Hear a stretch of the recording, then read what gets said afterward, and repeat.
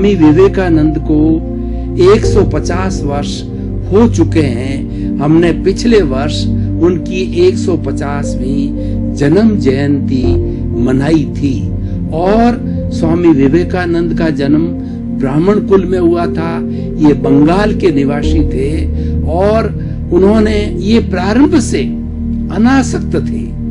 वो पूर्व जन्म से एक दिव्य मूर्ति के रूप में यहाँ पर प्रकट हुए थे और उनमें ऐसा कहा जाता है कि होनहार बिरवान के और होत चीकने पार। बचपन से ही उनके अंदर ऐसी क्वालिटीज, ऐसे गुण नजर आ रहे थे कि ये विश्व की एक महान विभूति बनेगा। उनका आभा मंडल, उनका चेहरा, उनकी भव्य भाषा इतनी आकर्षक और मोहक थी बचपन से कि देखने वाला धन्य हो जाता। भाई और बहनों, दर्शकगण, श्रोतागण, जो महापुरुष होते हैं उनका बचपन से ही जो है वह रिएक्शन चालू हो जाता है। बचपन से ही उनके गुणों की प्रस्तुति प्रारंभ हो जाती है। कुछ वो नया देने लग जाते हैं।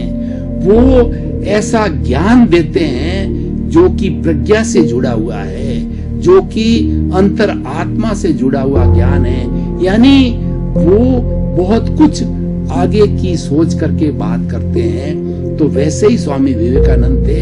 इनका बचपन का नाम नरेंद्र था और जब थोड़ी समझ आई, युवा हुए, उस वक्त में उन्होंने जो अपना गुरु की तलाश करना चालू की।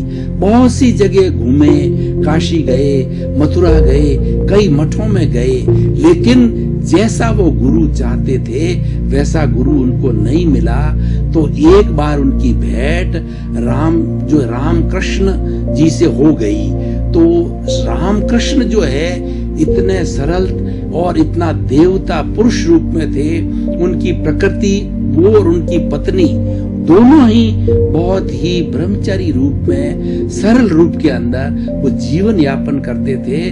तो स्वामी विवेकानंद को, नरेंद्र को ये लगा उनके संपर्क में आने के बाद में, ये मेरे साक्षात गुरु है। और उन्होंने उनको गुरु और गुरुणी के रूप में स्वामी रामकृष्ण परमहंस को उन्होंने जो है स्थापित किया और उनके शिष्य बने। एक बार की घटना आती है भाई और बहनों, दर्शकगण, श्रोतागण, कि बंगाल के अंदर दुर्गा की बहुत मान्यता है। तो स्वामी रामकृष्ण परमहंस ने नरेंद्र को कहा कि नरेंद्र, तुम दुर्गा के मंदिर में जाकर के देवी से मांगो कि मैं धनाढ्य हो जाऊं, मैं करोड़पति हो जाऊं, अरबपति हो जाऊं, और वैसी तुम कामना जाकर के उनसे करो। तो नरेंद्र देवी के सामने गए, लेकिन वह विलासतापूर्ण जीवन नहीं जीना चाहते थे। एक संत का जीवन जीना चाहते थे, देश का उद्धार करना चाहते थे, देश को एक मार्ग दिखाना चाहते थे, देश को एक दिशा निर्देश देना चाहते थे। तो जब वो देवी के सामने उपस्थित हुए तो क्या उनको एक एनलाइटनमेंट हुआ, उनको एक दिव्य दृष्टि मिली, और जो बातें उनके गुरु ने कही वो भूल गए। और देवी की उस दिव्य दृष्टि के सामने उन्होंने कहा, हे देवी माँ, मुझे एनलाइटनमेंट दो, मुझे अंतर ज्ञान दो, मुझे ज्ञान का चक्षु दो, मेरा तीसरा नेत्र खोल दो। दो चक्षु तो हमारे चर्म चक्षु है, लेकिन भीतर का जो चक्षु होता है, तीसरा नेत्र, थर्ड आई होता है, वो ज्ञान का चक्षु होता है, वो संभाव का चक्षु होता है, वह प्रज्ञा का चक्षु होता है, वह स्थित प्रज्ञ का चक्षु होता है।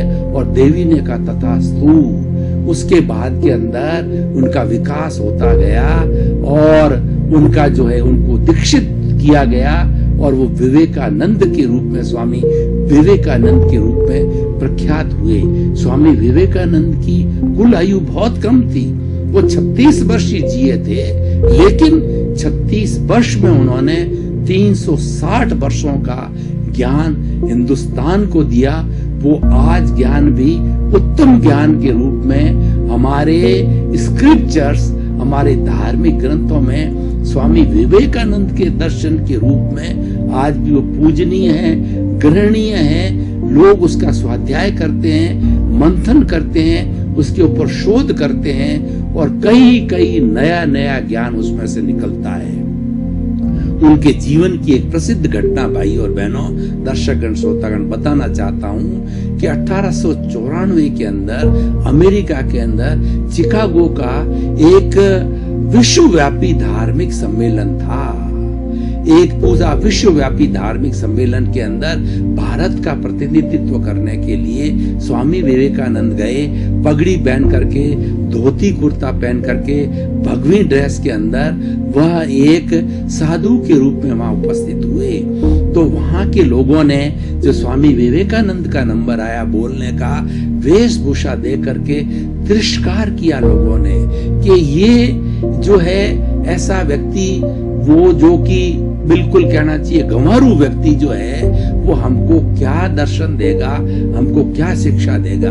स्वामी विवेकानंद हिंदी, संस्कृत, अंग्रेजी के प्रकांड पंडित थे और उन्होंने वेदों का अध्ययन किया, उन्होंने गीता का अध्ययन किया और उसके बाद में अपने दर्शन की स्थापना की, वेदांत को पढ़ा